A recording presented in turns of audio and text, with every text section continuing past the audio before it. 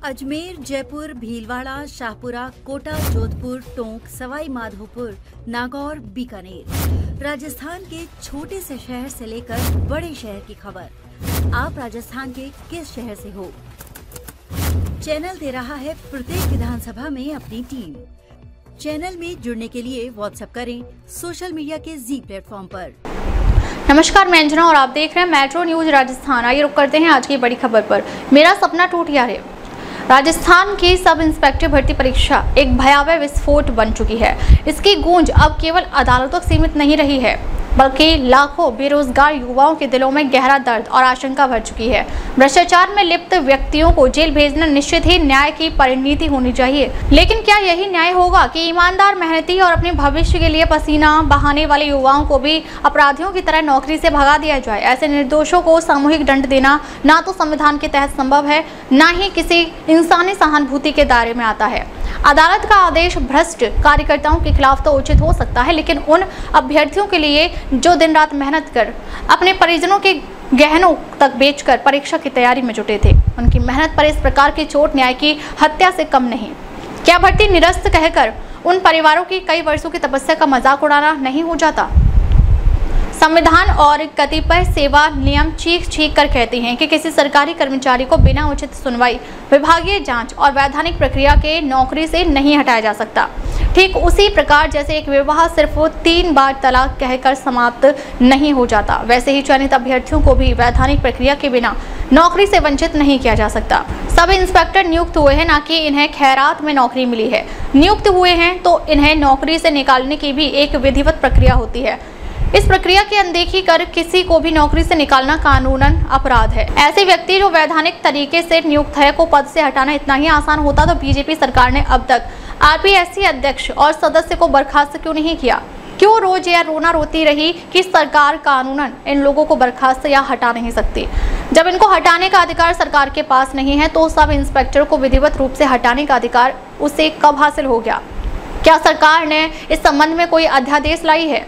पूर्व मुख्यमंत्री अशोक गहलोत के शासनकाल में लोक सेवा आयोग को राजनीतिक सौदों और मदद के बदले रेवड़ियों की तरह बांटा गया, जिसके कारण आयोग इतना खोखला हो गया कि उसका वहन अब युवाओं को करना पड़ रहा है।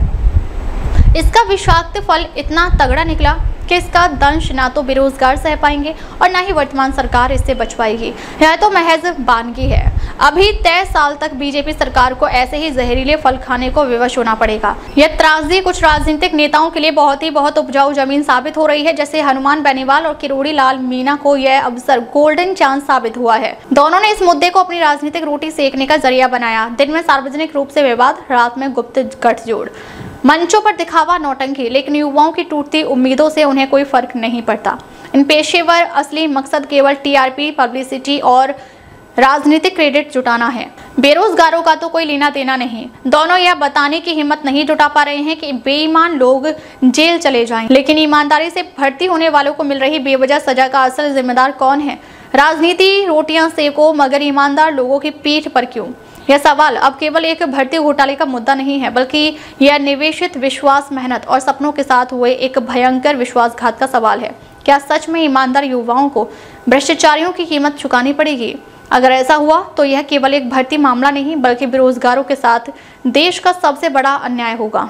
न्याय की सचमुच पहचान तभी होगी जब भ्रष्ट सलाखों के पीछे जाएंगे और उसी न्यायाधीश के सामने ईमानदार युवाओं को वह सम्मान और रोजगार मिलेगा जिसके वे हकदार हैं। अन्यथा यह फैसला इतिहास की किताबों में न्याय के नाम पर अन्याय के एक काला अध्याय के तौर पर दर्ज होगा। न्यायालय ने पूरी ईमानदारी, बिना किसी पूर्वाग्रह के एक ऐतिहासिक फैसला दिया है, लेकिन इसका क्या मापदंड क्या है कि जो जांच के दायरे से परे है उन्हें मक्खी की तरह बाहर निकालकर फेंका जाए?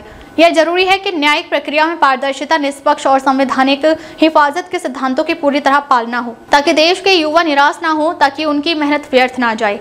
कानून का तटस्थ और न्याय संगत फैसला ही उस विश्वास की नींव रखेगा जिसे आज सबसे अधिक जरूरत है।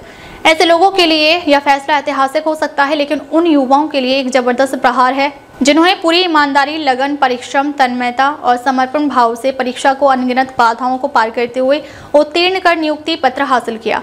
उनके लिए नियुक्ति पत्र फकत कागज का टुकड़ा नहीं, भविष्य की उम्मीद, सामाजिक प्रतिष्ठा और माँ बाप की आंखों की रोशनी में इजाफा करने वाला एक महत्वपूर्ण दस्तावेज था। आज दस्तावेज भी झुलस गया और झुलस गए हजारों लोगों के सपने, हो गए सपने ध्वस्त, मिली आजीवन की निराशा, अवसाद और लोगों के ताने।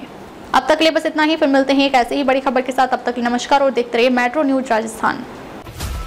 आप देख रहे हो मेट्रो न्यूज राजस्थान। वीडियो को लाइक, सब्सक्राइब, शेयर करें। जन की आवाज, जनता में विश्वास। खबर से खबर तक।